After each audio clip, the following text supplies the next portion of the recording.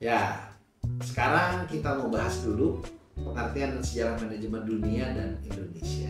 Kita mulai dengan sejarah manajemen dunia ya.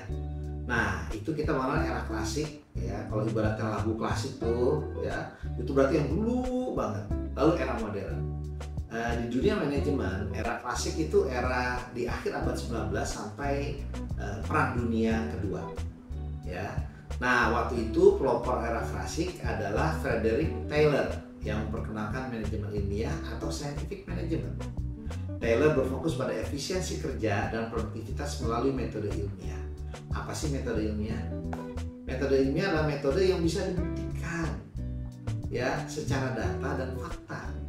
Jadi bukan feeling, bukan asumsi, bukan tebak-tebak. Tapi memang ini ada faktanya, ini ada datanya. Yuk kita lihat. Ya. Nah, era itu ya fokusnya lebih kepada produksi. Dari si Taylor ini dia melihat bagaimana proses produksi berjalan ya. Di satu sisi ada lagi Henry Fayol. Ini seorang direktur perusahaan Prancis ya. Kalau Taylor itu di Amerika, maka kalau Fayol ini di Prancis. Dia mengembangkan teori manajemen tentang administrasi atau pengelolaan ya, yang meliputi 14 prinsip manajemen yang sampai hari ini masih kepakai.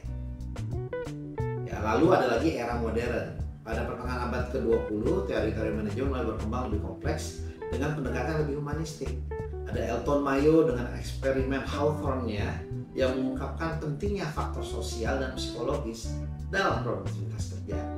Sosial itu apa sih? Kita sama tangga kita sama rekan kerja kita sama di luar diri kita, sesama manusia. Itu disebut dengan sosial. Sementara kalau psikologis itu di dalam diri kita. Jadi psikologis di dalam, sosial itu di luar kita dengan yang lain.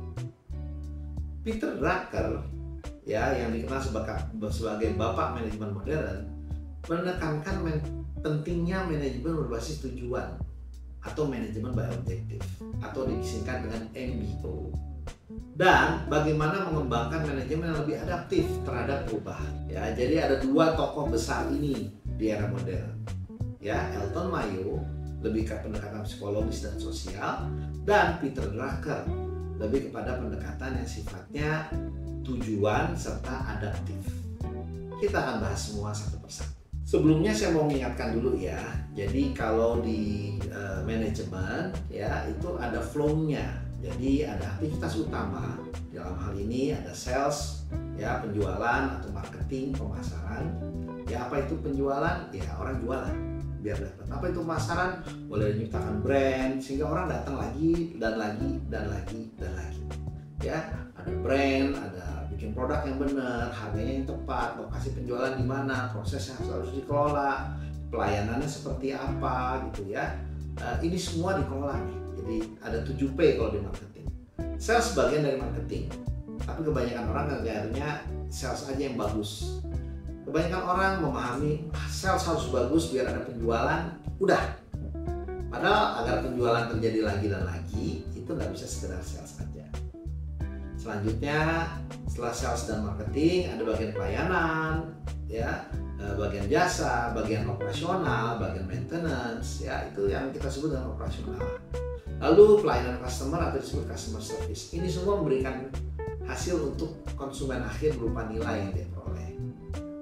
Untuk lebih jelasnya Anda akan belajar mengenai ini nanti di era bagian pemasaran serta di mata kuliah pemasaran dan jasa. Di luar itu ada aktivitas utama. Di luar aktivitas utama, jadi kalau yang saya sebutkan tadi ya 1, 2, 3, 4 itu adalah aktivitas utama. Ada juga aktivitas pendukung. Ya, seperti bagian pembangunan, pergudangan atau warehouse, legal, procurement atau pengadaan, teknologi informasi, administrasi, kesekretariatan, finance dan accounting atau akuntansi dan keuangan, sumber daya manusia atau SDM, general affair atau umum, ya, pengendalian mutu, audit internal, pengembangan teknologi ke depan untuk operasional kita, untuk sistem kita, pengembangan bisnis. Nah, ini semua aktivitas pendukung atau orang sebut dengan support. Ini semua adalah bidang pekerjaan atau fungsi-fungsi yang ada. Orang sebutnya departemen atau fungsional. Ini semua bekerja sama untuk menciptakan nilai akhir bagi konsumen. Ya. Nah, kita jadi paham bahwa ternyata dalam pekerjaan manajemen itu ngurusinnya dari ujung ke ujung melibatkan banyak departemen.